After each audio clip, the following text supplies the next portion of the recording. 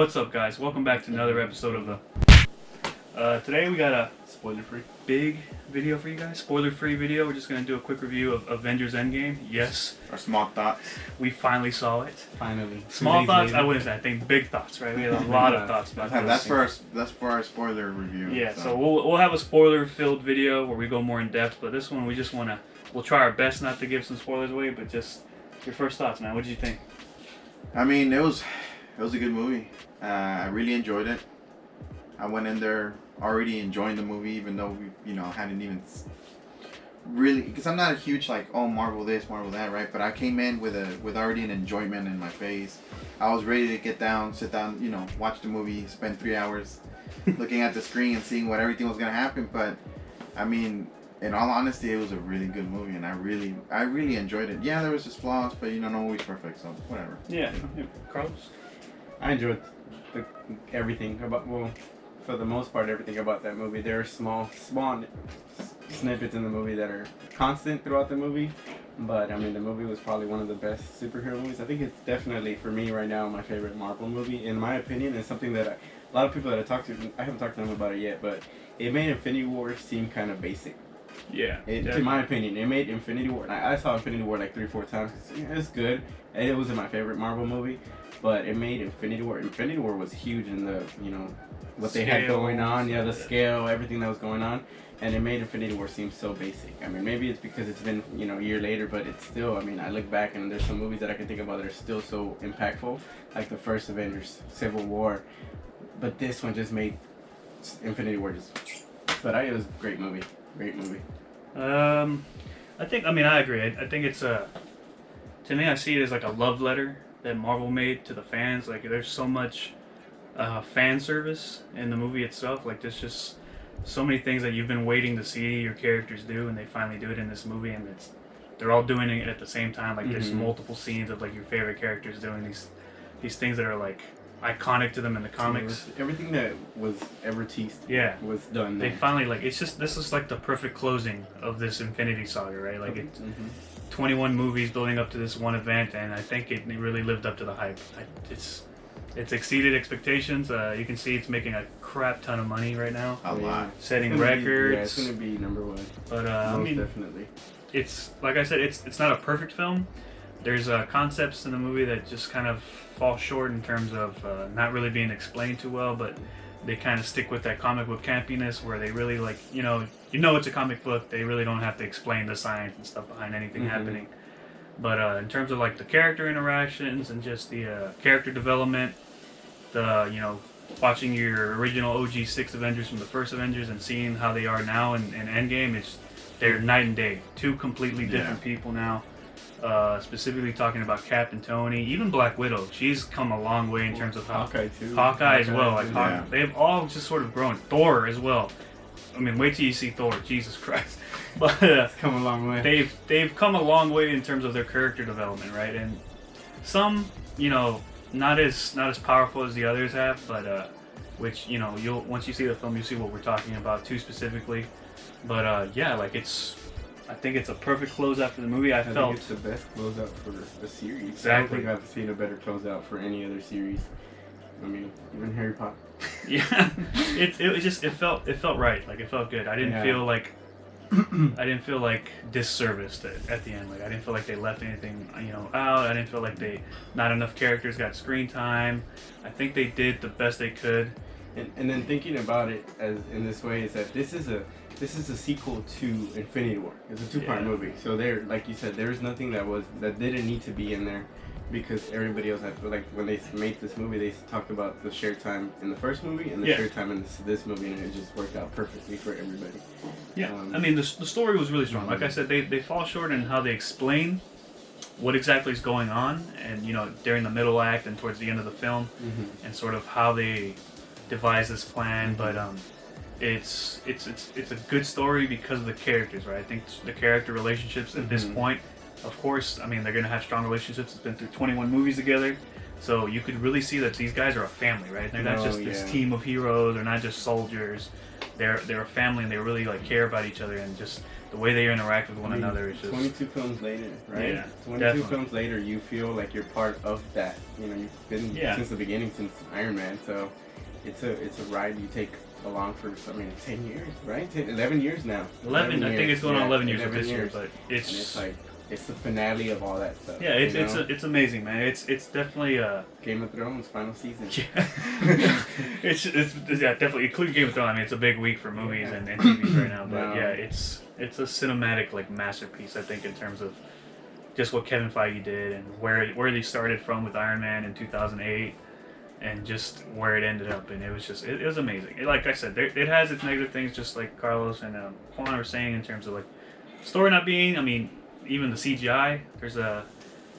CGI wasn't terrible. No, I don't think CGI it wasn't the I terrible wasn't part. paying attention. No, I feel like there's a lot of it though. yeah, there's a lot of it. I feel Towards like the final act of the movie, there's a buttload. I think it's Yeah. pretty. I think that whole final act is all CGI. To be honest. So, I think the part where the movie fell short was mainly the beginning. Yeah. I felt like there was a lot more story to tell. And of course, it's already a big movie. You can't make this movie any bigger than, the length time I'm talking about. Yeah, but that's the thing too. I think you're right. There's a lot of story to tell because of Infinity War and where you kind of left off. Yeah. But the beginning of the movie kind of started off kind of slow. It does start kind of slow, and it throws you off a little bit. Yeah. Right? Because of the slowness of the movie. But I feel like it was necessary at the same time. Because it picks up towards the end. It's really weird though because I think it was slow because if you look back, it introduces characters, like and how they're coping with how they're coping. Yeah. It's kind of like a lot of people thought Batman vs Superman was really slow in the beginning, right? Mm-hmm. This is introducing Batman. It's introducing Superman. Yeah, it's like a build up, and everything in that is introducing everybody. I mean, we can't get to the spoilers, but it really does introduce everything. That's why I think it starts off slow, and it's also like it's like different tones because I mean the tone that they shot the first sequence, starting off with the first character, right, is so different from when they move on to the next character.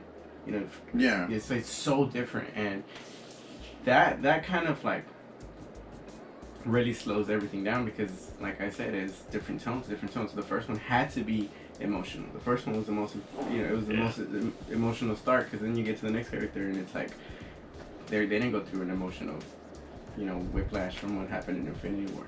Yeah, I think I'm not upset that it started off kind of slow. I can see why they wanted to try to introduce you to like the side effects of what happened after the snap, because you really took a toll on some of the characters as you'll see when you watch the movie. But it felt weird in the movie with the way it was paced, right? So if you're gonna start off slow, kind of do a slow build up, but it didn't do a slow build. It went 0 to 100 like really quick. When you have a group of characters show up towards the beginning of the act, it switches like that. That was so it feels like really weird. Like what?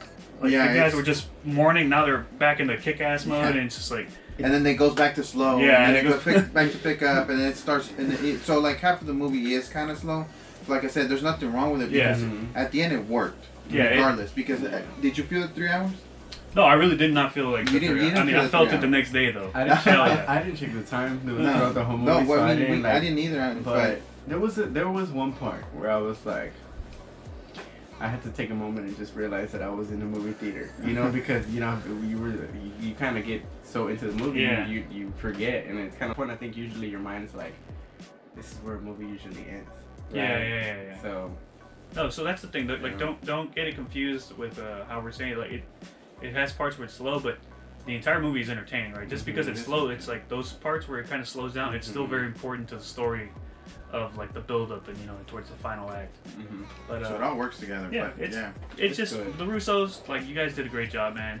The OG Avengers, Robert Downey, Thor, Chris Hemsworth, Scarlett Johansson, Hawkeye, Jeremy Renner, Mark Ruffalo, Chris Evans. You guys just. Congratulations, man. Thanks for doing this movie. Like, it was just beautiful. It was awesome. It was beautiful. Awesome. And, so what do you, in terms of a score? Out of 10, we'll do out of 10. I probably, to finish off the video, I'll probably just give it about a 9.3. A 9.3. A 93? Yeah. A 9.3. 9.3? I give it a I'd give it a good, because I don't want to, 9 out of 10 in terms of there's nothing in between, like no decimals, you know? Okay. Yeah. 9 out of 10. I don't give it a 10. I give the ending a 10 out of 10, but not the whole movie. Yeah. You know, the ending was 10 out of 10, but the whole movie, because there are some things that really bothered me, like looking back, is 9 out of 10. But there's some the best movies I've ever seen. One of the best movies I've ever seen. So 9 out of 10. Go watch. I'm on the same boat. I think I really want to give it a 10 out of 10, but there are just a couple of things that bothered me. Mainly the CGI at the end. I'm not a big fan of like when movies rely on CGI. I like practical effects. I like the old school like Jurassic Park movies and stuff. Even the first Iron Man, like his suit. If you look at his suit in Iron Man 1 and his suit in like Endgame, you can tell that they used practical effects in Iron Man 1 because the suit, they actually built the suit. Endgame, it's all CGI, which I don't mind. Iron Man's suit was one of the high points of the CGI. It looks very top notch. Yeah. Like they put a lot of money into the way his suit looked. It looked a lot better than Infinity War because Infinity War you can tell that was a CGI suit. Yeah. It was in between. Like you can see the textures. I wish it was a little bit shiny. Yeah, that's the thing, and I think that's why they didn't want to make it too shiny because if it's too shiny, it's CGI. You can tell. This one it looked like straight up metal. Yeah. So the CGI was just a problem for me. And then the second thing on why I can't give it a 10 out of 10. It's just the way they explain the plot, the concept of how they come up with this plan and how it pans out. Yeah. It's very vague. I know it's a comic book movie, but I wish they would have put some time into it. Russo's, you guys are really good. I think Endgame itself should have been Infinity War Part 1 and then Part 2. Yeah. I don't know. It should have been a three-part thing. It's just, I think they were just trying to cram a lot into this movie. Hour because, hour and a half. They could have turned that first hour and a half into... Alright, talk about it. Yeah. Anyways, I give it a 9 out of 10, but definitely go see it. Now. Strongest movie in the MCU. Now, okay. Let us know what you guys think about the movie. Yes. No spoilers in the comments, please. It's strictly spoiler-free. But, let us know what you guys thought of the movie. What's your score out of 10? Was it a 10 out of 10 for you guys? I'm pretty sure it was for some of you guys. Yeah. But, yeah, go check it out if you haven't seen it. I know the theaters have been packed this weekend, but a lot of theaters are just I think they're using all the theater halls now to show Endgame. So that's crazy. you definitely can find a time to go watch it, and you need to go watch it. Just avoid Facebook and Reddit and everything because people are like these trolls are posting spoilers. Yeah. And for you to appreciate what Endgame is, you need to go see it without any spoilers because trust me, it'll blow you away. It'll definitely blow you away. Okay. All right, guys. See you guys next time. Peace.